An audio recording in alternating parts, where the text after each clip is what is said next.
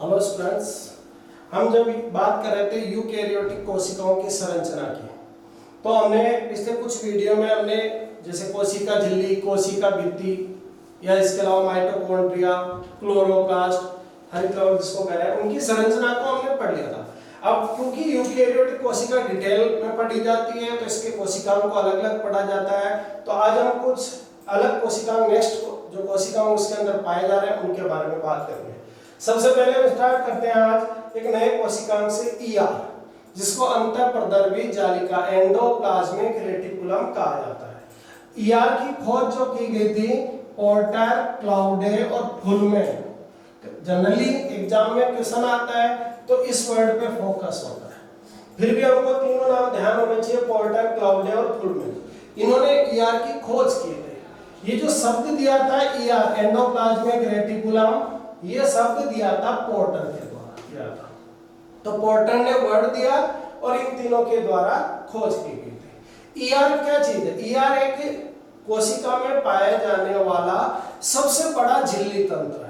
पूरी कोशिका का 50% से भी अधिकांश भाग झिल्लियों का जो है वो ईआर की झिल्लियों का है। ये पूरी कोशिका में फैली हुई रहती है। इसके मुख्य रूप से 3 भाग होते हैं। एक भाग इस तरह की संरचनाओं का होता है। इस तरह की जो संरचनाएं होती है उनको बोलते हैं हम सिस्टर्नी। दूसरा भाग इस तरह की बूंदों के रूप में होता है, इनको बोलते हैं वेसिकल्स या पुटिकाएं। और तीसरा भाग इसका जो होता है वो होता है इसे लंबी नलिकाएं, इनको बोलते हैं ट्यूबुल्स या नलिकाएं। तो ईआर के संरचना में बात करें तो 3 भाग होते हैं, सिस्टर्नी, पुटिकाएं और नलिकाएं। ये पूरे कोशिका में फैले हुए रहते हैं।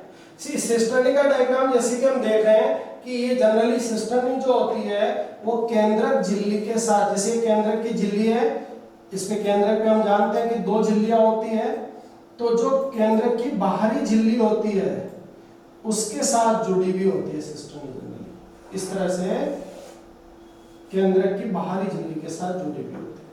तो जनरली स्टार्टिंग इससे होती है, बाकी झिल्लियां आपस में जुड़ी भी होती है। नलिकाएं पूरी कोशिका में फैली हुई रहती है, इनसे पुटिकाएं बन करके निकलती रहती है। ईआर की बात करें तो ईआर जब हम कोशिका में देखते हैं तो मुख्य रूप से 2 प्रकार की दिखाई देती है।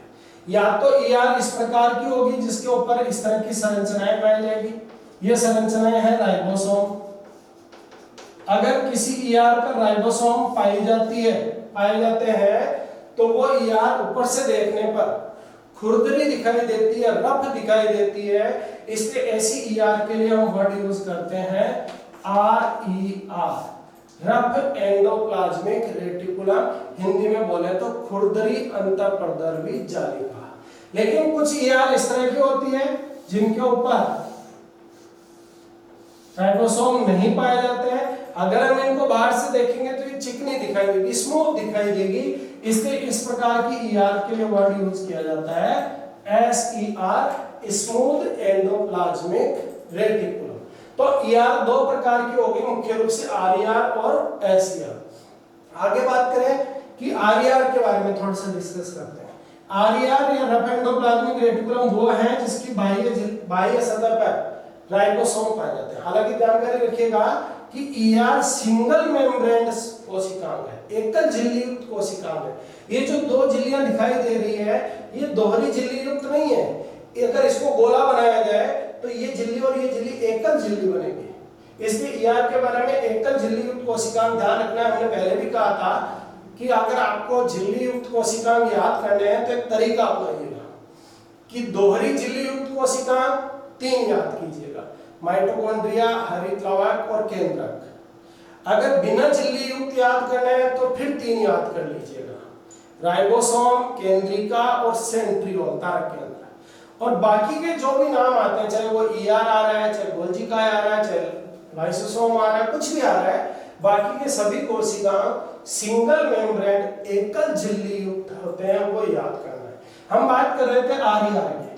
RER के ऊपर राइबोसोम पाए जाते हैं। राइबोसोम क्योंकि क्षारीय प्रकृति के होते हैं तो RER की जो प्रकृति होती है वो भी बेसोफिलिक या क्षारीय प्रकृति की होती है। RER राइबोसोम खुद अम्लीय होते हैं लेकिन इसके कारण जो प्रकृति होगी आरईआर की वो होगी बेसोफिलिक प्रकृति। राइबोसोम जो ईआर पर जुड़े रहते हैं, ये एक प्रोटीन के ग्लाइकोप्रोटीन के द्वारा जुड़े रहते हैं जिसको बोलते हैं राइबोफ्लोरिन। ये एक प्रोटीन है जिसके द्वारा राइबोसोम ईआर पर जुड़े रहते हैं। ये दो प्रकार के होते हैं, first and second. Ribophorin first, ribophorin second. ये ग्लाइकोप्रोटीन है। ग्लाइकोप्रोटीन हम जानते हैं कि यदि किसी प्रोटीन के साथ कार्बोहाइड्रेट जुड़ा होता है तो हम उसके लिए वर्ड यूज करते हैं ग्लाइकोप्रोटीन। तो राइबोफ्लोरिन फर्स्ट और राइबोफ्लोरिन सेकंड के कारण ये राइबोसोम ईआर पर जुड़े होते हैं। अगर हम ईआर को कोशिका से बाहर निकालें और उसका सेंट्रीफ्यूगेशन अपकेंद्रण करें, अगर हम उसको तेजी से विलोडित करें अगर, तो ईआर कन्वर्ट हो जाती है गोलाकार संरचनाओं में, और ये गोलाकार संरचनाएं कहलाती है माइक्रोसोम्स। तो माइक्रोसोम्स जो वर्ड है वो प्राकृतिक रूप से कोशिका में पाया जाने वाला कोशिकांग नहीं है। ये प्रश्न इस तरह से आता है कि निम्न में से कौन सा कोशिका में प्राकृतिक रूप से नहीं पाया जाता। माइक्रोबॉडीज वर्ड आता है वो तो प्राकृतिक है, क्योंकि ग्लाइओक्सिसोम, स्पिरोसोम्स उनको माइक्रोबॉडीज करें। लेकिन माइक्रोसोम्स ये तब बनता है जब ईआर को बाहर निकाल करके उसका अपकेंद्रण किया जाता है, गोलाकार संरचना बनती है, तब इसको माइक्रोसोम्स कहा जाता है। तो ये प्राकृतिक रूप से पाया जाने वाला कोशिकांग नहीं है, अदरवाइज है। दूसरे प्रकार की ईआर की बात करें, दूसरे प्रकार की ईआर होती है एसईआर, जिस पर राइबोसोम नहीं पाए जाते। इन दोनों में कुछ फर्क जो दिख रहा है वो राइबोसोम का है। अब जैसे ईआर की सिस्टमिक बनती कैसे है, जैसे हम इसको एक डायग्राम से समझते हैं कि ईआर की सिस्टमिक किस प्रकार से बनती है। जैसे केंद्रक झिल्ली है, दोहरी झिल्ली होती है केंद्रक पर, ये केंद्रक झिल्ली। केंद्रक झिल्ली में इस प्रकार की बल्बिंग होगी, ये इस तरह से उभर जाती है, इस तरह से जगह जगह से इसे ऊपर हो जाती है, और फिर ये बूंदों के रूप में टूट करके अलग हो जाती है। फिर ये बूंदें ऐसे सीक्वेंस में जमा हो जाती है आपस में, न्यूक्लियर मेम्ब्रेन से बूंदों के रूप में निकला, आपस में जमा हो गई, फिर इनके बीच की झिल्ली विलोपित हो जाती है, तो ये संरचना बन जाती है इस तरह की।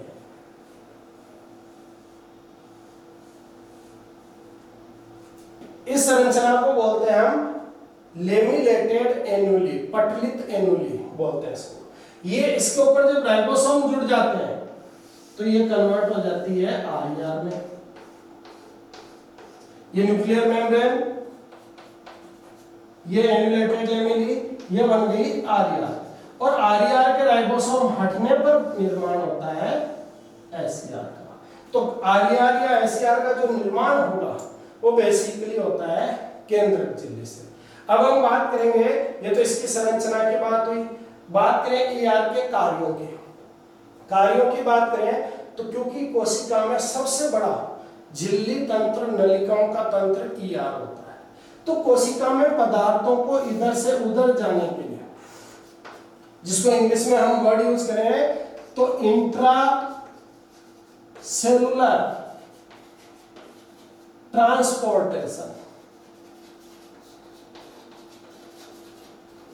इंट्रासेलुलर ट्रांसपोर्टेशन दैट मींस अंतःकोशिकीय परिवहन, पदार्थों का कोशिका के अंदर अंदर ही।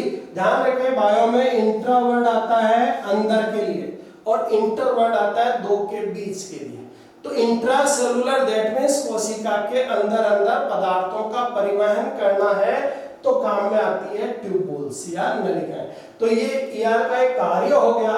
ईआर के कार्य की बात करें तो पहला कार्य हम बोल सकते हैं इंट्रासेलुलर ट्रांसपोर्टेशन, अंतःकोशिकीय परिवहन पदार्थों का, जो ट्यूबुल्स के द्वारा होता है। अगर हम दूसरा कार्य की बात करें तो आरईआर पर हम देखते हैं राइबोसोम पाए जाते हैं।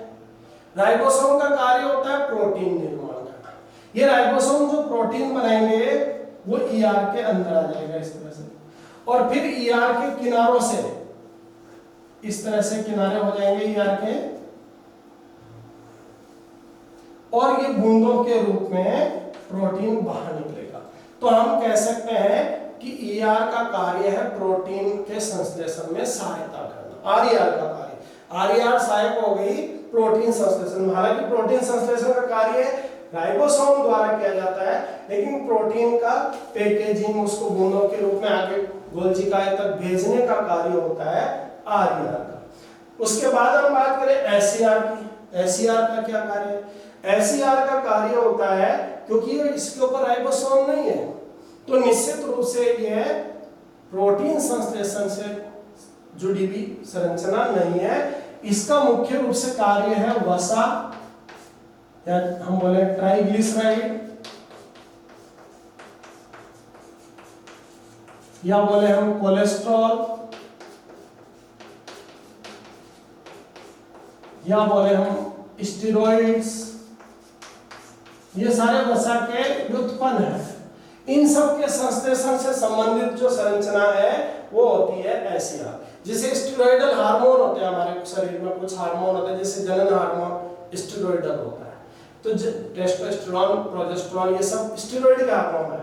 तो उन कोशिकाओं में जहां जनन हार्मोन बनेंगे उनमें मुख्य रूप से पाई जाएगी एसईआर। इसके अलावा ईआर के दो कार्य और सुनेंगे, फिर हम अगला कोशिका की बात करेंगे। ईआर के जो दो कार्य है वो है बेसिकली, एक वर्ड आता है ग्लाइकोजेनोलाइसिस,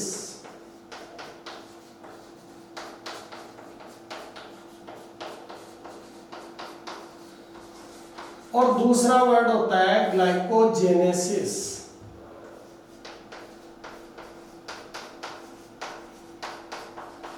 कई बार एग्जाम में ऐसे प्रश्न आते हैं कि हम आते हुए भी कंफ्यूज हो जाते हैं, वर्ड सिमिलर से आते हैं। जैसे चार वर्ड सुनिएगा, ग्लाइकोलाइसिस, ग्लाइकोजेनोलाइसिस, ग्लाइकोजेनेसिस और ग्लूकोनियोजेनेसिस। ये चारों वर्ड हमको मिलते जुलते दिखाई देते हैं, लेकिन चारों का बिल्कुल अलग अलग बात है, चारों अलग है। जैसे हम यहाँ दो की बात करें, पहला है, इसको शुरू करते हैं, ग्लाइकोजेनेसिस। जेनेसिस का मतलब होता है संश्लेषण करना, निर्माण करना। किसका संश्लेषण करना? ग्लाइकोजन का। तो इसका मतलब ग्लाइकोजेनेसिस में ग्लाइकोजन बनेगा। अब ग्लाइकोजन किससे बनता है? ग्लाइकोजन बनता है ग्लूकोज से। ग्लूकोज का बहुलक है, बहुत सारे अणु ग्लूकोज के आपस में जुड़ के ग्लाइकोजन बनता है। तो ग्लाइकोजेनेसिस दैट मींस ग्लाइकोजन का निर्माण होना किससे? ग्लूकोज से। दूसरा वर्ड है ग्लाइकोजेनोलाइसिस। लाइसिस का मतलब होता है टूटना। किसका टूटना? वो पहले लिखा हुआ है, ग्लाइकोजेनोलाइसिस यानी ग्लाइकोजन का टूटना। तो ग्लाइकोजन किस में टूटेगा? ग्लाइकोजन टूटेगा ग्लूकोज में। तो जो दूसरा है, पहला जो ग्लाइकोजेनोलाइसिस है उसका मतलब तो हुआ ग्लाइकोजन का टूटना ग्लूकोज में, और ग्लाइकोजेनेसिस का मतलब हो गया ग्लूकोज से ग्लाइकोजन का निर्माण होना। इस प्रकार ये हो गए हमारे ईआर के कार्यों के बारे में बात। अब हम बात करेंगे नेक्स्ट कोशिका की, और नेक्स्ट कोशिका होता है गोल्जिका। गोल्जिका कोशिका में पाया जाने वाला एक झिल्ली युक्त संरचना है। जिस प्रकार ईआर एक झिल्ली युक्त संरचना होती है, उसी प्रकार गोल्जिका की झिल्ली युक्त संरचना है। इसको अगर हम डायग्राम में देखें तो जैसे केंद्रक है, केंद्र के पास जनरली हमको ईआर मिल जाती है। ईआर के पास बाद में कोशिका झिल्ली की तरफ, प्लाज्मा झिल्ली की तरफ फिर ऐसे झिल्ली युक्त कोशिकाएं दिखाई देते हैं। ये झिल्ली युक्त कोशिकाएं कहलाते हैं गोल्जिका। गोल्जिकाएं, जिसको गोल्गी बॉडी भी कहते हैं, जिसको डाल्टन कॉम्प्लेक्स भी कहते हैं, जिसको लाइपोसोम्स भी कहते हैं, और यहाँ तक कि पादप कोशिकाओं में इनको डिक्टियोसोम भी कहते हैं। ये गोल्जिका की खोज कैमिलो गोल्जी द्वारा की गई। कैमिलो गोल्जी द्वारा उल्लुकी तंत्रिका कोशिकाओं में इसकी खोज की गई थी। गोल्जिकाएं जिस प्रकार ईआर झिल्ली युक्त कोशिकाओं है, झिल्ली का बड़ा तंत्र है, वैसे गोल्जिकाएं भी एक बड़ा तंत्र है। अगर हम इसकी संरचना की बात करें तो हमको गोल्जिकाएं में एक तो इस तरह की संरचना दिखाई देती है। ये संरचनाएं इसमें कहलाती है सिस्टर्नी। जिस प्रकार का वर्ड हमने ईआर में यूज किया था वैसा ही वर्ड यहाँ पे यूज किया जाता है, इनको बोला जाता है सिस्टर्नी। दूसरा जो पूरी कोशिका में ईआर का फैलावा था, नलिकाएं, वैसा इसमें भी होता है नलिकाएं, जो कि अभी हम डायग्राम में नहीं बता रहे हैं, तो नलिकाएं इसमें भी पाई जा रही है। अब बात करें तीसरे और चौथे भाग की, वहां 3 भाग हैं, 4 भाग हो जाएंगे, और 4 भाग में इस तरह की गोलाकार संरचनाएं हैं जिनको हम पुटिकाएं कह रहे हैं। लेकिन ये पुटिकाएं यहाँ पर 2 प्रकार की, जैसे मान लीजिए ये ER है, ये राइबोसोम्स है इसके ऊपर।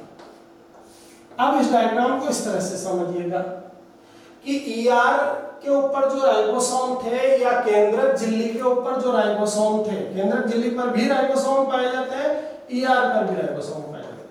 ये राइबोसोम जो प्रोटीन बनाएंगे वो दोनों केंद्रक की झिल्लियों के बीच में या ER में जाएंगे इस तरह से अंदर, और वहां से वो प्रोटीन पुटिकाओं के रूप में बाहर निकलते हैं। ये पुटिकाएं आती है गोल्जिकाएं में, और गोल्जिकाएं में उस प्रोटीन का जो इन पुटिकाओं के अंदर है उसका परिपक्वन होता है, मैच्योरेशन होता है, उसमें अगर कोई चेंज करना है तो चेंज करना होता है, और ये पुटिकाएं वापस बाहर निकलती है। इन पुटिकाओं में पूरी तरह से प्रोसेस्ड, जिसको हम बोलते हैं प्रसंदित प्रोटीन पाया जाता है। तो प्रोसेस्ड प्रोटीन निकलेगा बाहर। तो गोल्जिकाएं में 2 प्रकार की पुटिकाएं होंगी, एक पुटिकाएं जो आने वाली और एक पुटिकाएं जो निकलने वाले। इन आने वाली पुटिकाओं को बोलते हैं संक्रामी पुटिकाएं। संक्रामी क्योंकि वर्ड बना है संक्रमण से, संक्रमण का मतलब होता है एक से निकल करके दूसरे में जाना। तो संक्रमण में यहां से निकल करके ER से या केंद्रक झिल्ली से जो पुटिकाएं निकल करके जो गोल्जिकाएं में आ रही है उनको हम बोलते हैं संक्रामी पुटिकाएं। और जो बाहर निकल रही है गोल्जिकाएं से, जैसे कि यहां हम डायग्राम में देखें तो ये पुटिकाएं जो बाहर निकल रही है, ये आ रही है और ये बाहर निकल रही है, इनको बोला जाता है स्रावी पुटिकाएं। अगर हम ER को या केंद्रक झिल्ली को इनको सबको साथ समझना चाहे तो एक डायग्राम के रूप में हम समझ सकते हैं। जैसे ये केंद्रक झिल्ली है, ये इसके ऊपर राइबोसोम है, ये राइबोसोम भी प्रोटीन बनाते हैं, ER पर जो है वो भी प्रोटीन बनाते हैं। यहां से भी पुटिकाएं निकलती है, ER से भी पुटिकाएं निकलती है। ये पुटिकाएं गोल्जिकाएं में एंटर करती है, वहां पर उसमें जो प्रोटीन है उसमें चेंजेज होता है, उसको एंजाइम में कन्वर्ट किया जाता है, फिर ये बाहर निकल जाती है। अब ये पुटिकाएं जो यहाँ आई है, इनके 2 फ्यूचर होते हैं, या तो ये कोशिका झिल्ली पर जाकर के बाहर निकल जाएगा ये पदार्थ इस तरह से, तब तो हम इनको बोल रहे हैं स्रावी पुटिकाएं। अदरवाइज ये पुटिकाएं जिनमें एंजाइम्स पाए जा रहे हैं ये कोशिका के अंदर ही रह सकती है, अंदर रहेगी तब ये कहलाएगी लाइसोसोम। तो जो स्रावी पुटिकाएं हैं अगर वो कोशिका से बाहर जा रही है, स्राव कर रही है पदार्थों का, तब तो हम उनको स्रावी पुटिकाएं बोल रहे हैं।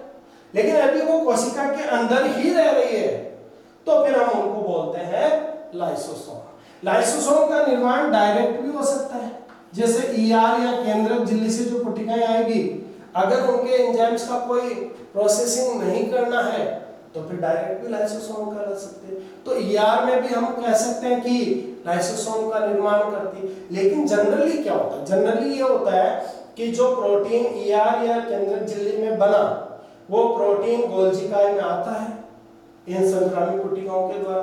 गोल्जिकाएं में आने के बाद गोल्जिकाएं में उस प्रोटीन का प्रोसेसिंग होता है, उसमें कुछ जोड़ना हटाना करना, प्रोटीन को एंजाइम में कन्वर्ट करना वो होता है। फिर झिल्ली रूप में पुटिकाओं के रूप में फिर बाहर निकलता है। वो पुटिकाएं अगर कोशिका के अंदर रहेगी और पाचन का कार्य करेगी तो वो कहलाएगी लाइसोसोम, नहीं तो वो कहलाएगी स्रावी पुटिकाएं। ये गोल्जिकाएं की संरचना की बात है। गोल्जिकाएं क्योंकि पदार्थों को कोशिका से बाहर भी भेज रहा है, इसलिए गोल्जिकाएं को हम कई बार एक्सपोर्ट हाउस ऑफ सेल, कोशिका से बाहर भेजने वाली संरचना, वो भी कहते हैं। तो गोल्जिकाएं के संरचना के बारे में ये जानकारी है। अब बात करते हैं गोल्जिकाएं के कार्य के बारे में। कार्य की बात करें तो कार्य में एक कार्य जो अभी हम बार बार बोल रहे हैं वो तो है ही महत्वपूर्ण निश्चित रूप से, कि प्रोटीन का परिपक्वन करना, प्रोटीन का प्रोसेसिंग करना, ये गोल्जिकाएं का कार्य है। जो प्रोटीन राइबोसोम में निर्मित हुआ उस प्रोटीन को प्रोसेस्ड करना, उसमें कोई परिवर्तन करना, वो गोल्जी काय का कार्य है। तो पहला कार्य हो गया प्रोटीन का परिपक्वन। दूसरा कार्य जो गोल्जी काय का, वो भी हमने अभी बात की थी, वो था पदार्थों का श्रावण। श्रावण मतलब बाहर निकालना। अभी हमने देखा कि स्रावी कोशिकाएं पदार्थों को कोशिका से बाहर निकाल रही है, तो ये श्रावण का कार्य भी गोल्जी काय का हो गया। अगर हम तीसरे कार्य की बात करें तो तीसरे कार्य में हम लिख सकते हैं लाइसोसोम का निर्माण। लाइसोसोम का निर्माण भी गोल्जी काय द्वारा किया जा रहा है। अगर हम चौथे कार्य की बात करें तो चौथे कार्य को थोड़ा सा एक बार समझिएगा कि एक शुक्राणु जो होता है, शुक्राणु का डायग्राम में हम देखते हैं कि सबसे आगे की ओर इस तरह की एक संरचना बनाई जाती है ट्रायंगुलर, उसके जस्ट पीछे शुक्राणु का केंद्रक होता है। ये जो संरचना है ये कहलाती है एक्रोसोम। शुक्राणु में सबसे आगे होता है एक्रोसोम। अब देखिए, जैसे समझने की कोशिश कीजिएगा कि गोल्जी काय जहां प्रोटीन का परिपक्वन हो रहा है, दैट मींस हम कह सकते हैं कि गोल्जी काय में एंजाइम्स का निर्माण हो रहा है, एंजाइम्स बन रहे हैं। लाइसोसोम भी वो कोशिकांग है जहां पर एंजाइम पाए जा रहे हैं, तो गोल्जी काय के एंजाइम लाइसोसोम में भी आ सकते हैं, पाचन का कार्य कर सकते हैं। और जो शुक्राणु का एक्रोसोम होता है वहां भी एंजाइम पाए जाते हैं जो कि अंडाणु की भित्तियों को, झिल्लियों को तोड़ते हैं, तो यहां पर भी एंजाइम भरे हुए हैं। तो एंजाइम वर्ड जहां भरे हुए हैं वो निश्चित रूप से गोल्जी काय से संबंधित हो गया। तो हम चौथे कार्य में लिख सकते हैं या समझ सकते हैं कि गोल्जी काय का कार्य हो गया एक्रोसोम का निर्माण।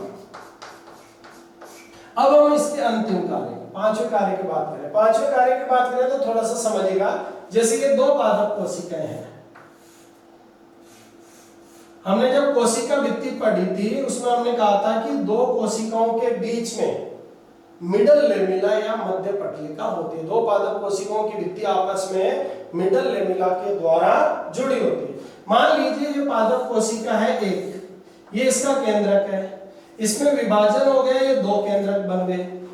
अब इसमें दो कोशिकाएं बनेगी, इसका जीवद्रव्य विभाजित होगा, तो जीवद्रव्य विभाजित होने के लिए सबसे पहले बनेगी मध्य पटलिका, फिर उसके दोनों तरफ बन जाएगी इस कोशिका की भित्ति और इधर बन जाएगी इस कोशिका की भित्ति, दो कोशिकाएं बन जाएगी। तो ये जो मिडिल लेमिला बनी, एक कोशिका के बीच में जो दीवार बन रही है मिडिल लेमिला या मध्य पटलिका, इसका निर्माण होता है गोल्जी काय के टुकड़ों से। कई बार गोल्जी काय और कई बार ईआर भी बोलते हैं। तो गोल्जी काय और ईआर के टुकड़ों से कोशिका विभाजन के दौरान, पादप कोशिका में पादप कोशिका के विभाजन के दौरान बीच में मध्य पटलिका का निर्माण होता है। इन गोल्जी काय के टुकड़ों को हम एक नाम देते हैं फ्रेगमोसोम्स। फ्रेगमोसोम्स नाम बना, सोम्स हम जानते हैं बायो में काम आता है, जैसे लाइसोसोम, राइबोसोम। तो सोम्स वर्ड यानी होता है संरचना या कार्य। फ्रेगमो वर्ड यूज किया जाता है फ्रेगमेंट के लिए, टुकड़े के लिए। किसके टुकड़े? फ्रेगमोसोम्स किसके टुकड़े हो गए? फ्रेगमोसोम्स टुकड़े हैं गोल्जी काय या ईआर के। ये फ्रेगमोसोम्स क्या काम करते हैं?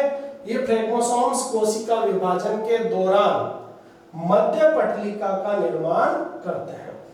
तो ये जानकारी हो गई हमारी गोल्जी काय के कार्यों के बारे में। नेक्स्ट कोशिकांग जो होता है उसके बारे में हम बात करें तो लाइसोसोम। अगला कोशिकांग लाइसोसोम। नेक्स्ट जो कोशिकांग है वो है लाइसोसोम। लाइसोसोम जिस वर्ड से बना है उस वर्ड का लाइसिस एक वर्ड है। लाइसिस ये होता है अपघटन।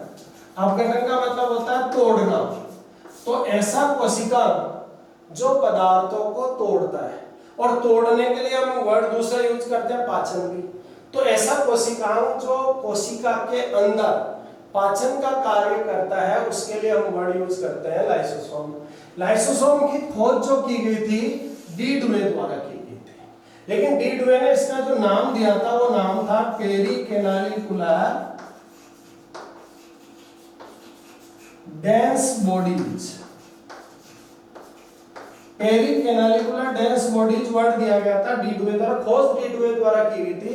तो फिर लाइसोसोम वर्ड किसने दिया? क्योंकि इन्होंने तो ये वर्ड दिया था, तो लाइसोसोम वर्ड दिया था नोविकोव ने। लाइसोसोम आप जब अभी संरचना पढ़ेंगे हम लाइसोसोम की, तो हम देखेंगे कि लाइसोसोम एक से ज्यादा रूपों में मिलता है। एक कोशिका में एक लाइसोसोम 4 रूपों में मिल सकता है, और इसीलिए लाइसोसोम का एक गुण माना जाता है बहुरूपता, पॉलीमॉर्फिज्म। तो लाइसोसोम कई रूपों में मिलता है, इसको कहते हैं हम बहुरूपता। तो इस बहुरूपता या पॉलीमॉर्फिज्म की जो खोज की गई थी वो की गई थी डी रॉबर्टिस द्वारा। तो खोज डी डुवे द्वारा, इसका नाम दिया गया था नोविकोव द्वारा, और इसमें पॉलीमॉर्फिज्म की खोज की गई थी डी रॉबर्टिस के द्वारा। एक कोशिका में लाइसोसोम गोलाकार संरचनाओं के रूप में दिखाया जाता है। ये एकल झिल्ली युक्त कोशिका में होता है, सिंगल मेम्ब्रेन है। हमने पहले भी इस बारे में डिस्कस किया, ध्यान रखें इस बात का कि केंद्रक, माइटोकॉन्ड्रिया और हरित लवक के अलावा ये 3 दोहरी झिल्ली युक्त है। राइबोसोम, सेंट्रियोल एंड न्यूक्लियोलस ये बिना झिल्ली के, बाकी सब एकल झिल्ली। तो लाइसोसोम एकल झिल्ली युक्त कोशिकांग है, और लाइसोसोम का आकार लगभग 0.5 म्यूएम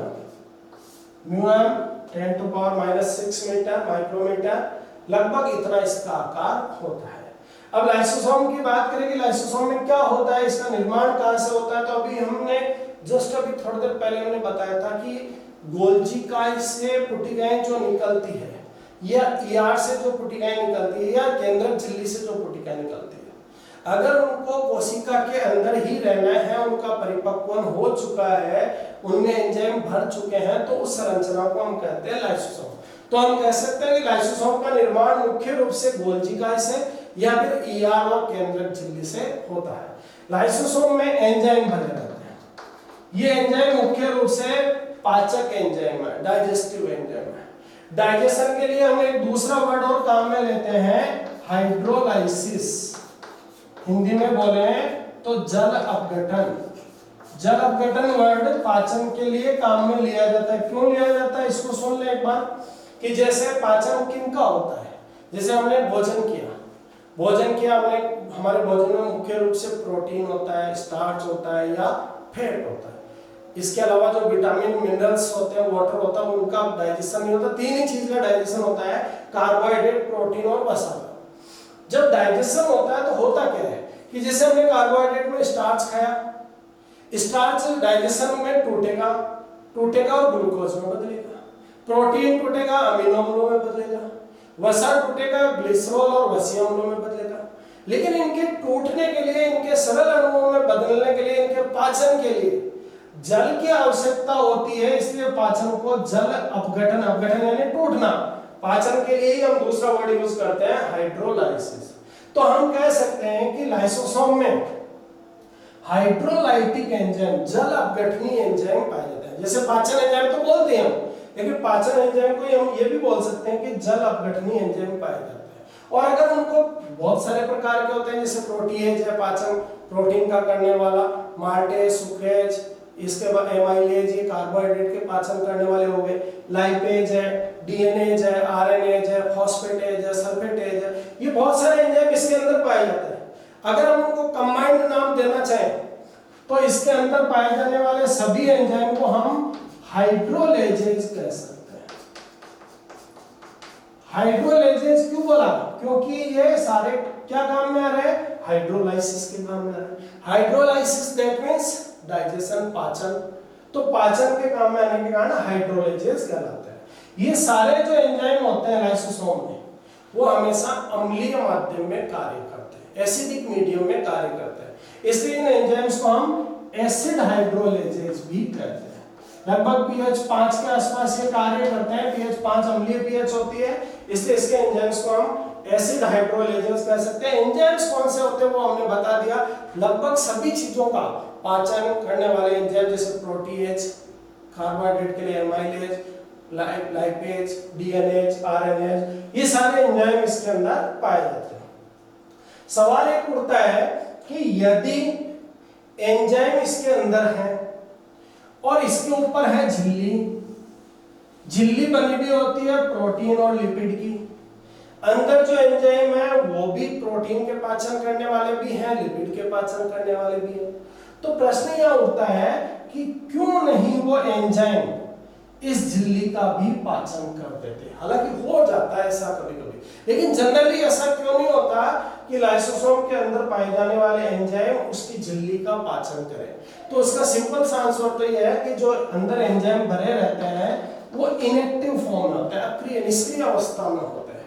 वो जब पाचन का कार्य होगा तभी सक्रिय होते हैं, इस कारण इसमें झिल्ली को वो नहीं पाचित कर पाते। इसके अलावा इस झिल्ली में दो प्रकार के पदार्थ भी पाए जाते हैं, स्टेबलाइजर्स और लेबलाइजर्स। स्टेबलाइजर्स वे पदार्थ हैं जो झिल्ली की स्थायित्व को बढ़ाते हैं, स्टेबल करते हैं। लेबलाइजर्स वे पदार्थ हैं जो झिल्ली के स्थायित्व को कम करते हैं। अगर इनकी मात्रा बढ़ती है तो झिल्ली आसानी से टूट जाएगी, इनकी मात्रा बढ़ती है तो झिल्ली मजबूत रहेगी। ये इसका कारण हो गया मुख्य रूप से कि क्यों नहीं ऐसा होता है। अब हम बात करेंगे लाइसोसोम, जो कि अभी हमने 2 मिनट पहले कुछ मिनट पहले कहा था कि लाइसोसोम एक कोशिका में कई रूपों में मिलता है, लाइसोसोम में बहुरूपता मिलती है। तो ये बहुरूपता क्या है, इसको समझने की कोशिश करते हैं कि लाइसोसोम किस प्रकार से एक से अधिक रूपों में पाया जाता है। देखिए, लाइसोसोम वह है लाइसोसोम जो अभी अभी गोल्जी इकाई या ईआर से बना है, जिसमें अभी किसी का भी पाचन नहीं हो रहा है। ताजा बना हुआ नया बना हुआ जो लाइसोसोम है उस लाइसोसोम को कहा जाता है हमेशा प्राथमिक लाइसोसोम। तो प्राथमिक लाइसोसोम वो हुआ जिसमें अभी किसी भी प्रकार के पदार्थ का पाचन नहीं चल रहा है। यदि बाहर से कोई जैसे भोजन का अणु आया और ये इस लाइसोसोम के साथ जुड़ गया, अब भोजन का अणु लाइसोसोम के अंदर है, उसका पाचन चल रहा है, तब ये लाइसोसोम कहलाता है द्वितीयक लाइसोसोम। द्वितीयक लाइसोसोम कब यूज करेंगे हम? जब लाइसोसोम में भोज्य पदार्थों का पाचन हो रहा है। जनरली भोजन जो बाहर से आता है वो ठोस रूप में आता है, ठोस रूप में आता है तो उस संरचना को, उस भोजन को हम बोलते हैं फेगोसोम। तो हम कह सकते हैं फेगोसोम प्लस प्राथमिक लाइसोसोम। फेगोसोम वो हुआ जो बाहर से आया भोजन, तो फेगोसोम प्लस प्राथमिक lysosome equal to secondary lysosome या द्वितीयक लाइसोसोम हो गया। ये इसका दूसरा रूप हुआ। जब इसमें भोजन का पाचन हो जाता है तो जो पचित भोजन है वो तो कोशिका द्रव्य में छोड़ दिया जाता है, लेकिन लाइसोसोम में ही अपशिष्ट पदार्थ बचा रहता है। तब इस लाइसोसोम को कहा जाता है अवशिष्ट काय, रेजिडुअल बॉडी। अवशिष्ट काय इसको कहा जाएगा तब जब इसके अंदर पाचन, भोजन का पाचन हो चुका है और अपशिष्ट पदार्थ बचे हुए होते हैं। चौथे लाइसोसोम का रूप देखिएगा। कई बार ऐसा होता है कि कोशिका के अंदर कोई कोशिका खराब हो गया या उसको डिस्ट्रॉय करना है या उसको तोड़ करके नया बनाना है, तो ये कार्य कहाँ होगा? किसी भी कोशिका को तोड़ने का कार्य कहाँ पर होगा? वो होगा लाइसोसोम में। तो कई बार कोशिका में आपको लाइसोसोम ऐसे भी दिखाई देते हैं जिनके अंदर उस कोशिका का ही कोशिकांग होता है, तब उस लाइसोसोम को कहा जाता है स्वभक्षी या ऑटोफेजिक। तो स्वभक्षी लाइसोसोम भी पाया जाता है। ये 4 प्रकार के लाइसोसोम होते हैं, इसीलिए लाइसोसोम को हम कोशिका में बहुरूपी कोशिका, पॉलीमॉर्फिक सेल ऑर्गेनेली कहते हैं, जिसकी खोज डी रॉबर्टिस द्वारा की गई थी। बात करें अब इसके कार्यों के बारे में। कार्यों के बारे में बात करें तो लाइसोसोम का कार्य मुख्य रूप से, अभी हमने बार-बार कहा, पाचन। पाचन को भी थोड़ा सा वर्ड सुधार दें, क्योंकि ये कोशिका के अंदर पाचन करता है, और अंदर के लिए हमने पहले इंग्लिश में वर्ड यूज किया था इंट्रासेलुलर। तो हम यहाँ वर्ड यूज कर सकते हैं इंट्रासेलुलर डाइजेशन, यानी हम कहें तो अंतःकोशिकीय पाचन। ये वर्ड लाइसोसोम के लिए हो गया कि लाइसोसोम अंतःकोशिकीय पाचन करता है। दूसरी बात, कई बार ऐसा भी होता है, जैसे हमने पहले कहा कि अगर लेबलाइजर्स की मात्रा बढ़ गई तो झिल्ली कमजोर हो जाएगी, झिल्ली कमजोर हो जाएगी तो लाइसोसोम की झिल्ली टूट जाएगी तो उसके एंजाइम कोशिका में फैल जाएंगे और कोशिका को ही पाचन कर देंगे। तब हम लाइसोसोम को सुसाइड बेग्स, आत्मघाती थैलियां कहते हैं। तब कहते हैं जब उसकी झिल्ली टूट जाती है। अदरवाइज इसका मुख्य कार्य हो गया इंट्रासेलुलर डाइजेशन। दूसरा कार्य इसकी बात करें तो दूसरा, जो कोशिकाएं खराब हो चुके हैं, जिनको नष्ट करना है, जिनसे नए कोशिकाओं का निर्माण करना है, उनका पाचन करना भी लाइसोसोम का कार्य है। तो दूसरे कार्य को हम कह सकते हैं स्वभक्षण। इसके द्वारा लाइसोसोम अपने कोशिकाओं को ही नष्ट करता है। ये जनरल जानकारी हमारे पास हो गई है लाइसोसोम के बारे में। अब अगला कोशिकांग जो हम बात करेंगे वो होगा राइबोसोम।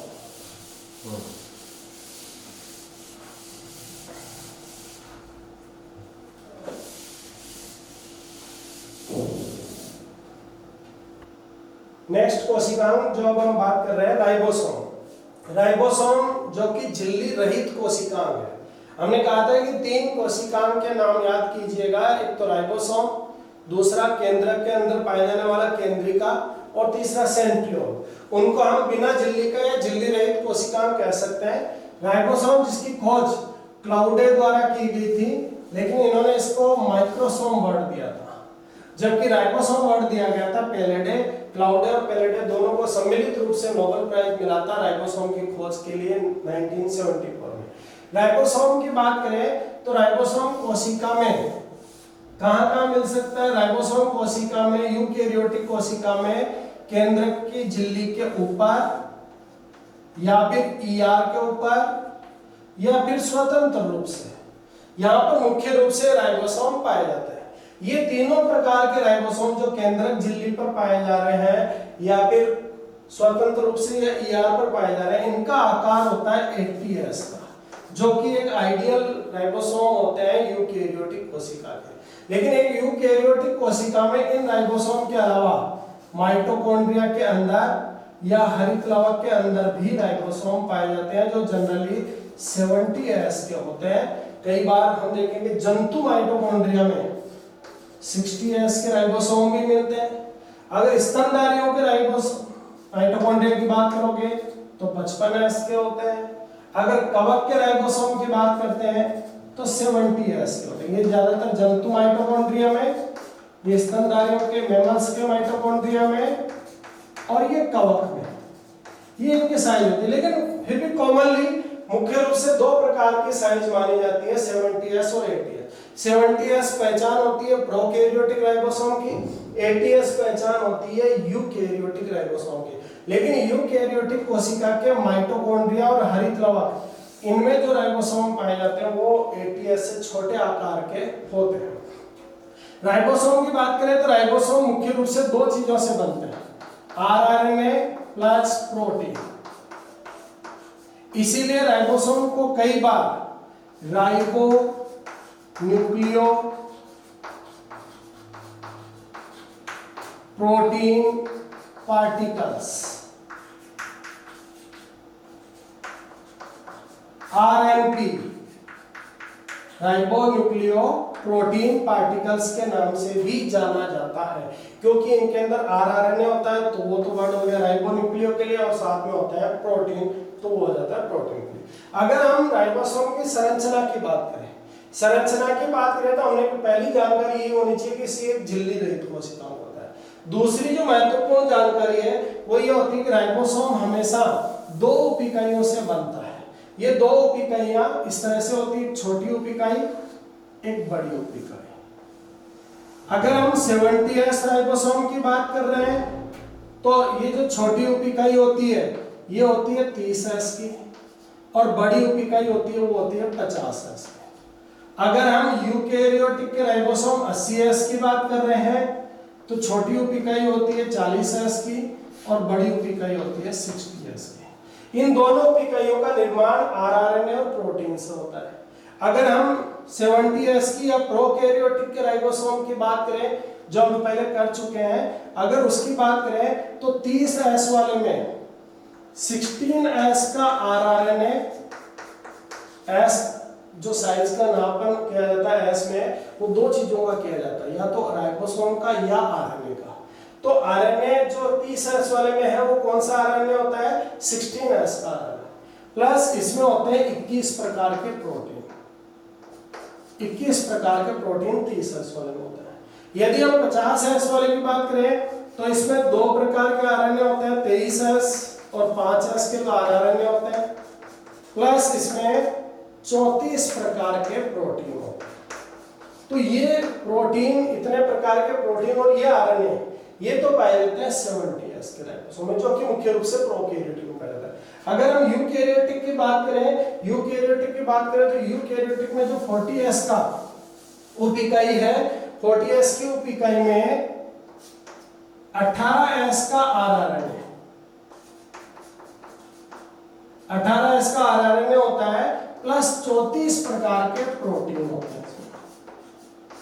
अगर हम 60S की बात करें तो 60S में 28S, 5.8S और 5S, इन 3 प्रकार के तो होते हैं इसमें आरआरएनए, प्लस 50 प्रकार के होते हैं इसमें प्रोटीन। तो मुख्य रूप से हमको जो 80S वाला है, इसमें हमको आरआरएनए कौन कौन से होते हैं उनकी जानकारी होनी चाहिए। स्मॉल सब यूनिट में 18S का, लार्ज सब यूनिट में 28S, 5.8S और 5S के आरआरएनए पाए जाते हैं। ये राइबोसोम की संरचना की बात हुई जिसमें प्रोटीन और ये पाए जाते हैं।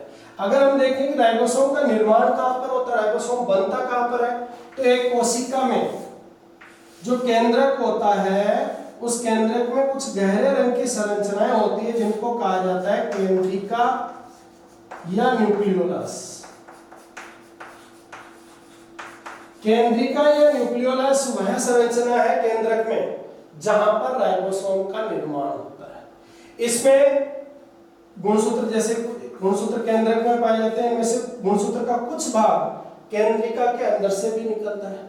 तो जैसे मान लीजिए ये गुणसूत्र है और इसका ये भाग केंद्रिका के अंदर से निकला हुआ है, तो इस गुणसूत्र के इस भाग से, जो केंद्रिका के अंदर से निकला हुआ है, इस भाग से 3 प्रकार के आरएनए का निर्माण होता है, 28S, 18S और 5.8S।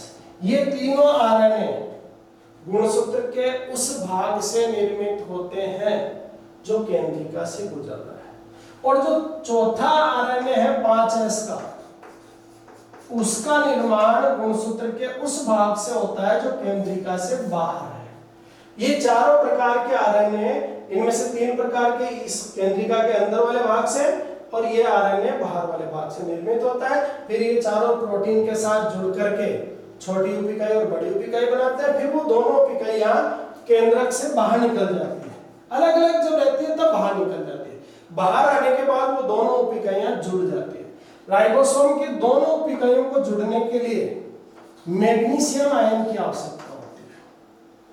मैग्नीशियम आयन की सांद्रता 0.001 m। इस सांद्रता पर राइबोसोम की दोनों उप इकाइयां आपस में जुड़ जाते हैं। अगर इस सांद्रता को हम 10 गुना बढ़ा दें, अगर हम ये सांद्रता कर दें, तो फिर 2 राइबोसोम आपस में जुड़ जाते हैं। 2 राइबोसोम आपस में किस प्रकार जुड़ते हैं, इसको हम समझने के लिए इसको थोड़ा सा कार्य की तरफ ध्यान देते हैं, फिर समझ में आएगा कि राइबोसोम का कार्य क्या होता है। राइबोसोम का कार्य होता है प्रोटीन संश्लेषण। प्रोटीन संश्लेषण राइबोसोम करता है, लेकिन प्रोटीन संश्लेषण का जो डायरेक्शन होता है, निर्देशन होता है, वो केंद्रक में बना एमआरएनए करता है। जैसे मान लीजिए ये एमआरएनए है, इस एमआरएनए पर राइबोसोम जुड़ जाएगा इस तरह से, और अब ये प्रोटीन का निर्माण करेगा। अगर हम सांद्रता को 10 गुना बढ़ा के ये करते हैं, तो एक ही एमआरएनए पर 2 राइबोसोम जुड़ जाते हैं इस तरह से। अब 2 राइबोसोम जुड़ गए तो प्रोटीन ज्यादा मात्रा में बनेगा। इसी तरह जब 2 राइबोसोम जुड़े रहते हैं तब तो हम उसको बोलते हैं डिप्लोसोम। और अगर बहुत सारे राइबोसोम एक ही एमआरएनए पर जुड़ जाए तो हम वर्ड यूज करते हैं पॉलीसोम। तो पॉलीसोम वर्ड भी राइबोसोम के लिए यूज किया जा सकता है, डिप्लोसोम 2 के लिए और पॉलीसोम बहुत सारे के लिए। लेकिन ये सब डिपेंड करता है मैग्नीशियम आयन की सांद्रता पर। और जितने ज्यादा राइबोसोम एक एमआरएनए पर जुड़े होंगे उतनी ही बड़े अमाउंट में प्रोटीन का संश्लेषण होता है। चलिए, ये तो बात हुई राइबोसोम की संरचना की। कार्य की बात करें तो राइबोसोम का कार्य जैसे अभी हमने बताया प्रोटीन संश्लेषण करना। ये ईआर पर या केंद्रक झिल्ली पर पाया जाता है, खुला भी पाया जाता है, और जहां भी रहेगा यह प्रोटीन का संश्लेषण करता है। जो हमारे कोशिकाओं में या शरीर में एंजाइम पाए जाते हैं वो भी मुख्य रूप से प्रोटीन के बने होते हैं। तो हम दूसरा कार्य राइबोसोम का अगर बोलना चाहें तो एंजाइम संश्लेषण भी राइबोसोम का कार्य हुआ। तो दोनों बातें एक ही हुई, प्रोटीन संश्लेषण और एंजाइम संश्लेषण। ये जानकारी होती है पूरी हमारी राइबोसोम के बारे में। तो ठीक है, आज के लिए हमारा इतना काफी है। नेक्स्ट वीडियो में हम कुछ और कोशिकाओं के बारे में बात करेंगे जो कि यूकेरियोटिक कोशिका में पाए जाते हैं। तब तक के लिए थैंक यू।